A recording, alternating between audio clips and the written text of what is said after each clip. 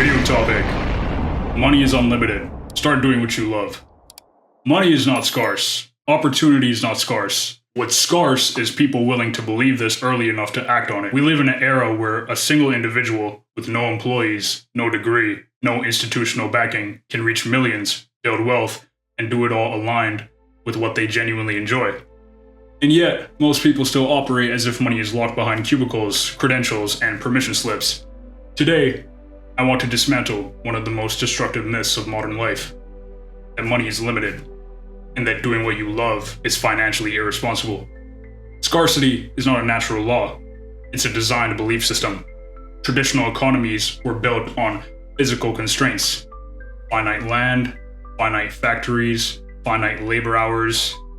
But we no longer live in that world. We live in a digital economy where ideas scale infinitely, distribution costs approach zero, and leverage is no longer reserved for institutions. Yet, most people still measure wealth as if it's a pie that must be divided. In reality, money today behaves less like a finite resource and more like energy. It flows toward value creation, attention, and relevance. Wealth is largely the result of habit. John Jacob Astor. A habit we were taught: trade time for security, suppress curiosity for predictability, delay fulfillment for retirement. That model is collapsing in real time. Modern digital economies are not zero-sum because digital goods can be replicated and distributed at near zero marginal cost. So each additional user tends to expand total value rather than simply reallocate it. Code, automation, and online media give individuals and firms extraordinary leverage, allowing finite effort or capital to scale across millions of users, which generates increasing returns instead of one-to-one trade-offs. Platforms and marketplaces add another layer of non-zero-sum dynamics through network events. Every new participant can make the system more valuable for others, whether by adding content, services, or demand, so the pie itself grows even as competition over share intensifies. If money is abundant, why does it feel so inaccessible? Because most people are positioned downstream of value, not upstream. Employees are paid from leftover margins. Creators and owners are paid from expansion. The system rewards those who solve visible problems, capture attention, build trust at scale, package value repeatedly. When you work a job, your income is capped by hours and hierarchy.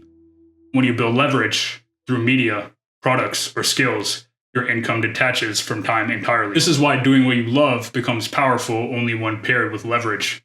Passion alone doesn't pay, but passion channeled through scalable systems absolutely does. The advice to do what you love failed people because it was incomplete.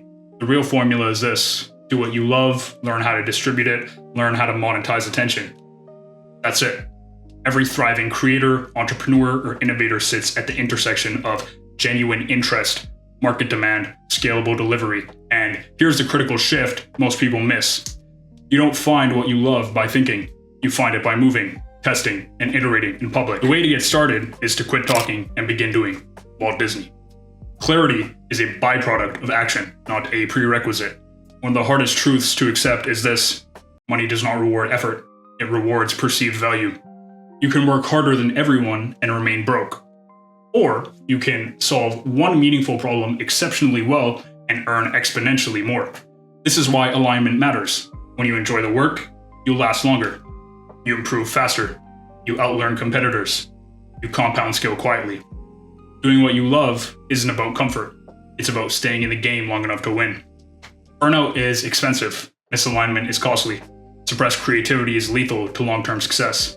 Wage-based income pays you linearly for time and tasks, so even with promotions, your earnings remain tied to hours worked and employer bargaining power, while leveraged models use scalability and ownership to break that ceiling. When you build a business, software, or digital product, the upfront work can be sold to thousands or millions at a near zero marginal cost, so income can grow much faster than your personal effort. Economic research on top earners shows that the bulk of high-end income comes from business profits and pass-through entities rather than salaries, because owners capture residual profits and capital gains as the underlying asset scales. In the digital economy, creators and founders who own their brand, audience, and IP can stack revenue streams, courses, products, memberships, equity deals, turning the same content and code into compounding asset-based income instead of a one-time paycheck. The real risk isn't doing what you love and failing. The real risk is spending decades doing what you tolerate and succeeding at the wrong life. Money is abundant. Ideas are abundant. Platforms are abundant. The only thing that remains limited is the course to act without permission. Start small. Start messy. But start now. Because money isn't the goal. Freedom is. And freedom begins the moment you stop believing opportunity is scarce. Like and subscribe. It takes you 2 seconds, but it helps me out more than you can imagine. Love you guys.